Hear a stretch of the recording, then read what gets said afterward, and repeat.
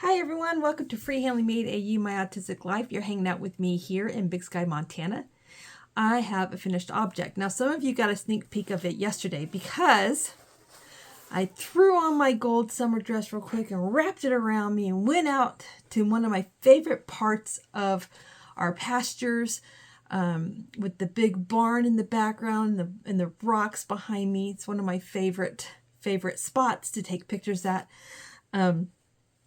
And I had husband take pictures. But while we were taking the pictures, I didn't like the length of the shawl. It didn't cover me up enough because, you know, I'm slightly fluffy. And, you know, when you get older, you know, your arms, you got the little, you know, flappy of the wings and things just aren't as tight as they used to be.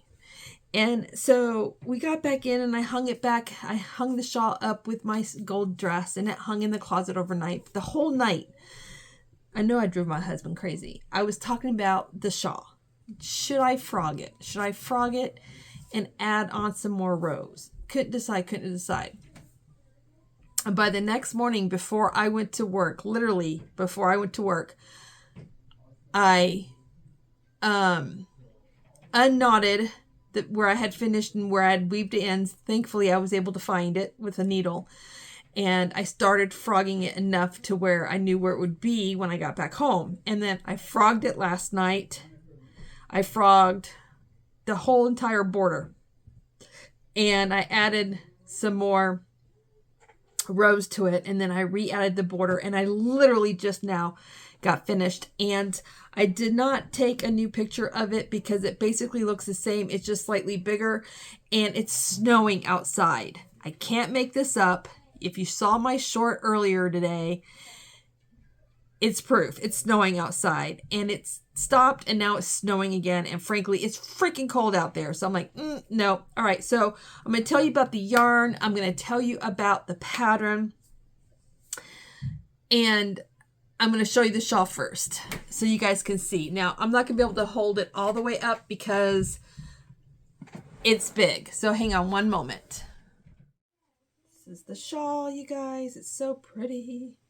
Always. Okay, this is the front. Here's the front. So this is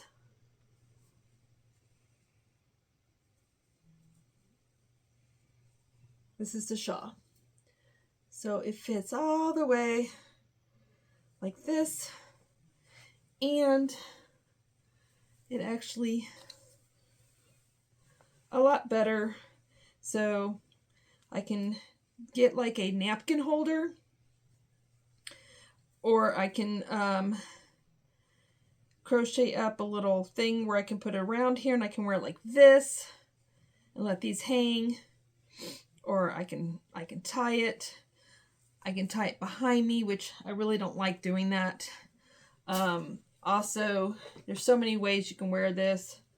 I can wear it like this if I want, like a scarf, and really be able to wrap it around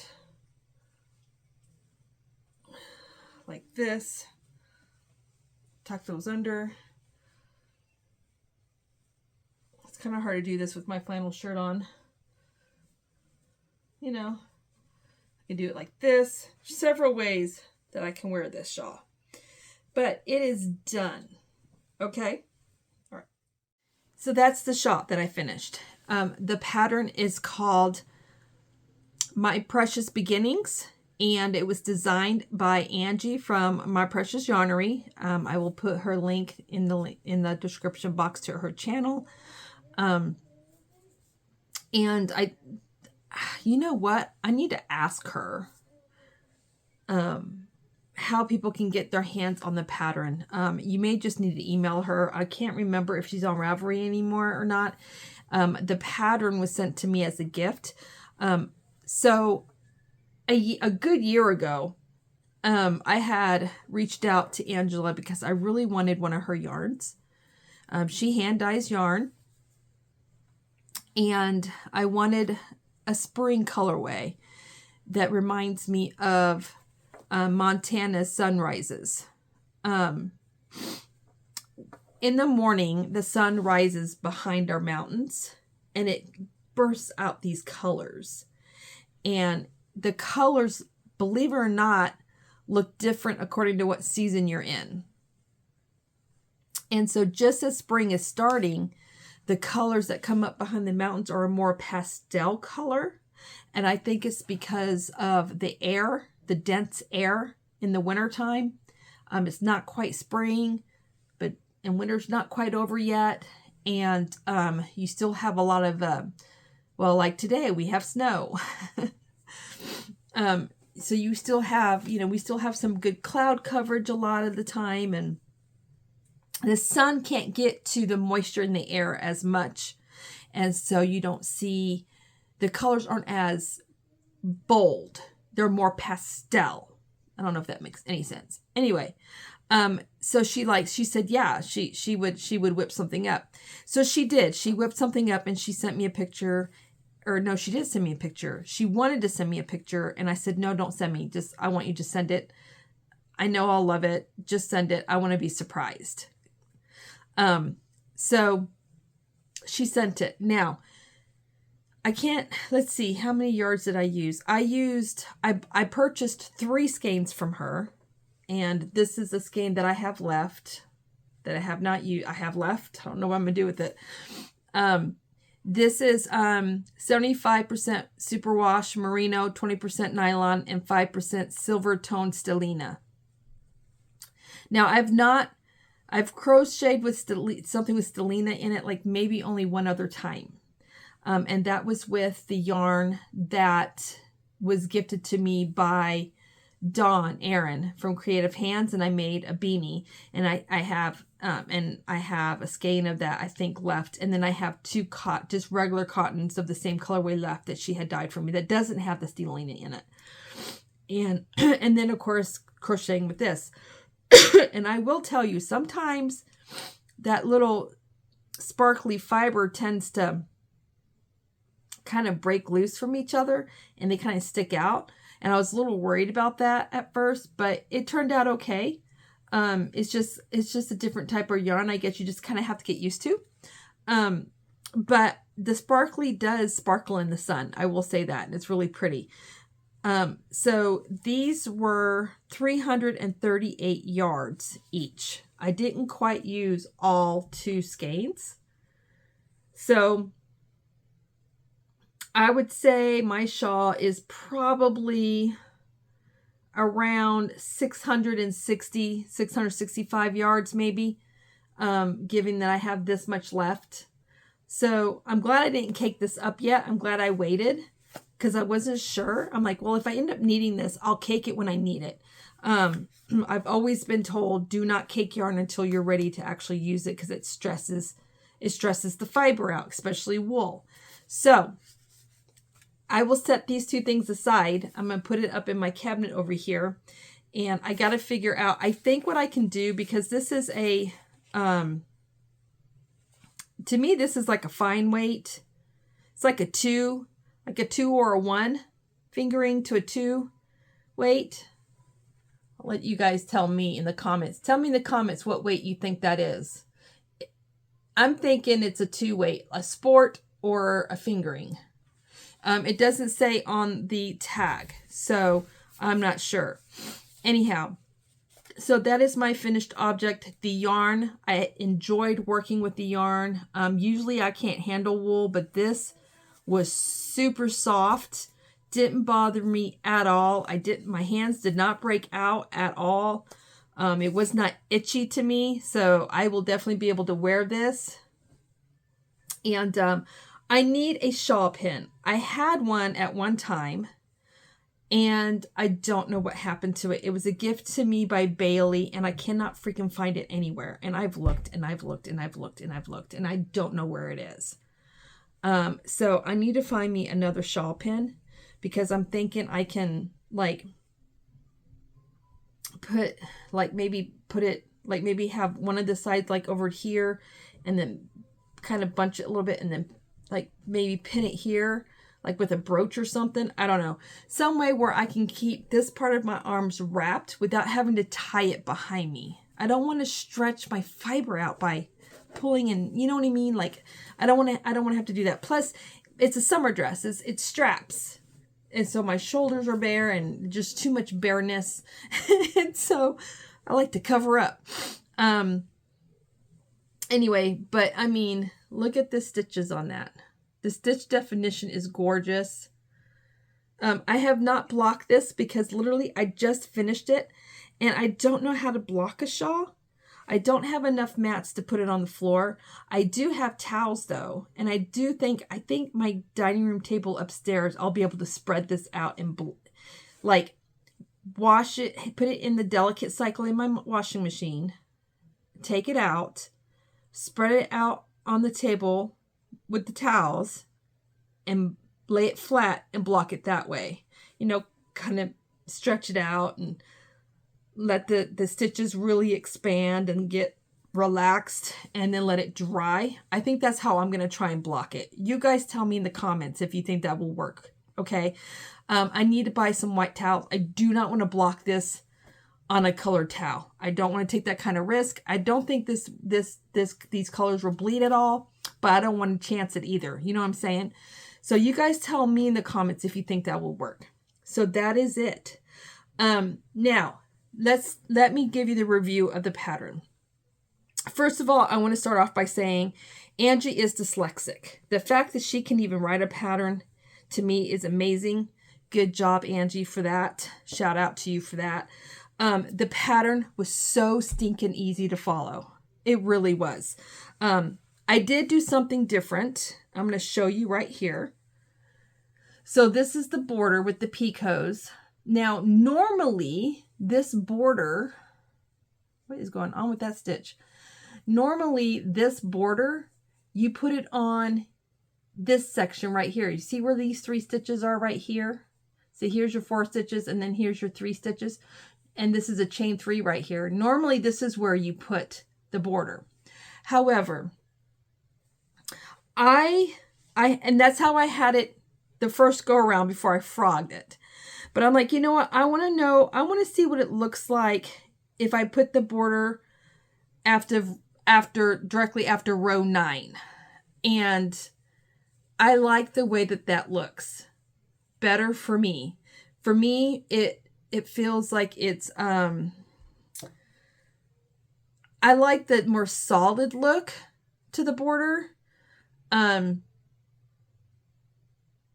That's just a personal preference. And I liked, and when I started doing it and I kind of held it up like, oh yeah, I like that. I like that a lot. So that is the only difference I made in the pattern. Now, when I first started doing this, these first rows right here, I thought I did it wrong. I thought I had way too many of these rows before I got to this section.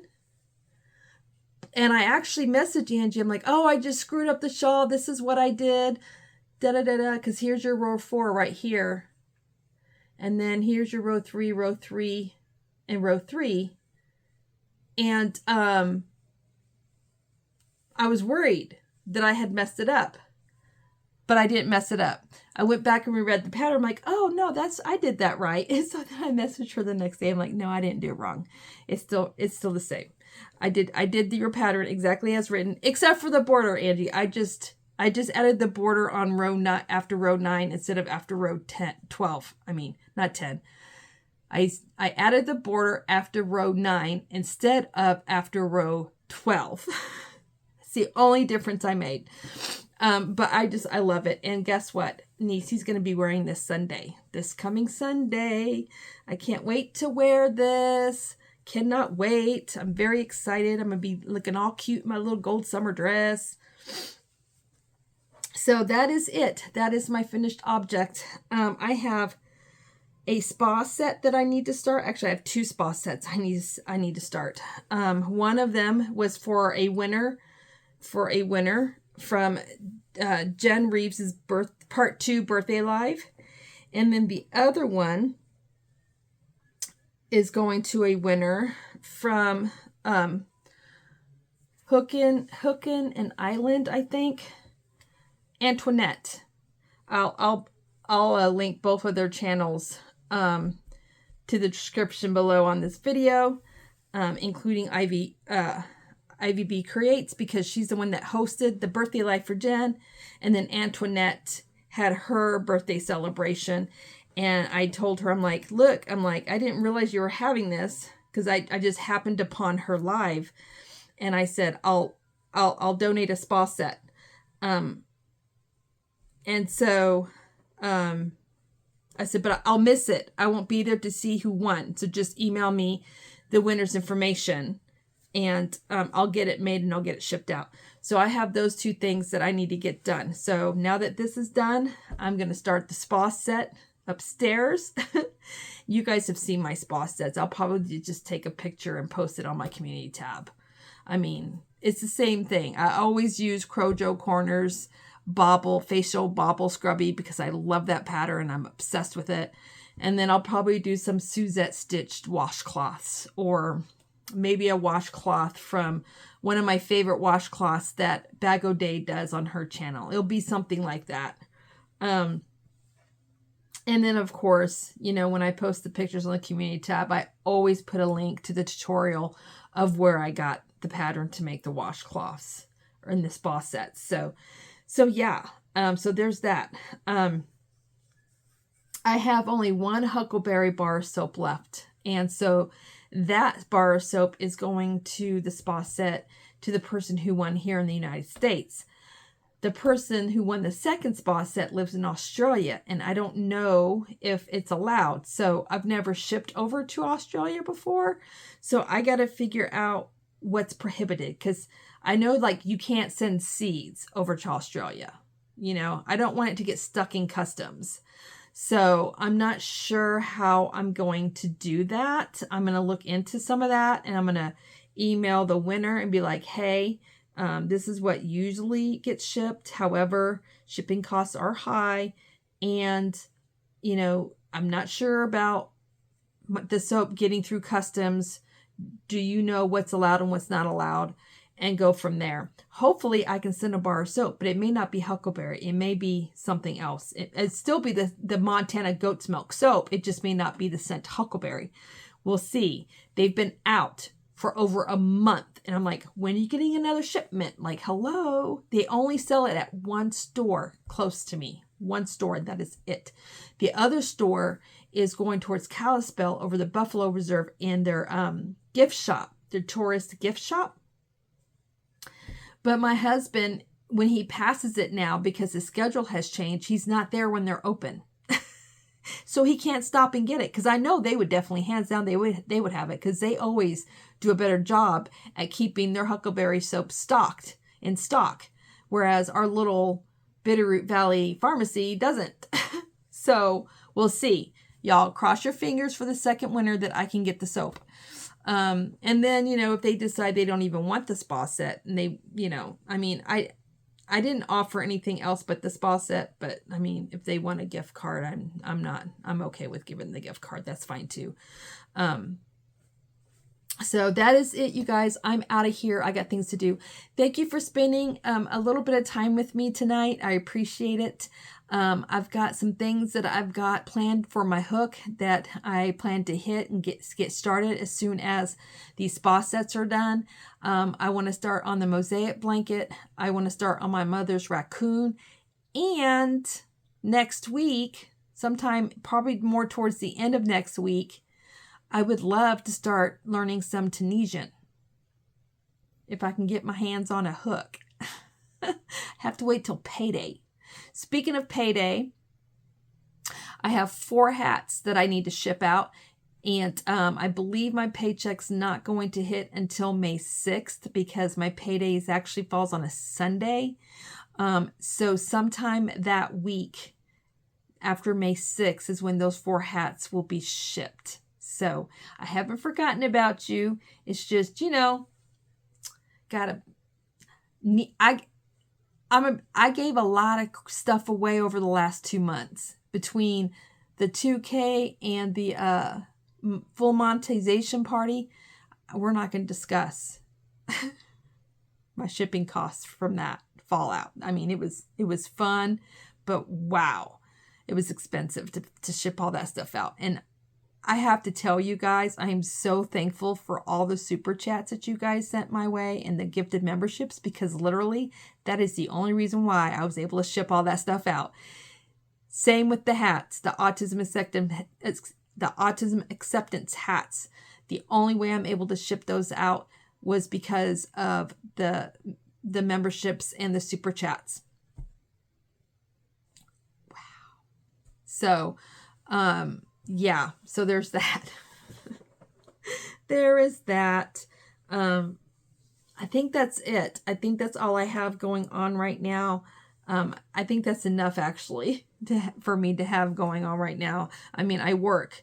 Man, if I could stay home and just crochet all day long, I'd get a whole lot more done. But that's not the way my life is. So I'm going to just be thankful for what I have, for the time I have. So this is gorgeous. Angie, thank you for gifting that pattern to me a year ago. Sorry, it took me a year to actually do it, but it's done, my friend. Will I make this again? Hands down, yes, I will definitely make this again. It's a very easy shawl. It's nice and drapey. It has nice stitch definition. I loved it. I loved it. So this was a nice one. You guys have a great day. I will see you guys around the YouTube streets and hopefully porch chat. And I think that's it. Y'all, I'll see y'all later. Always remember, dare to be you, dare to be different. Love from Montana. Kisses and hugs. Bye, everybody.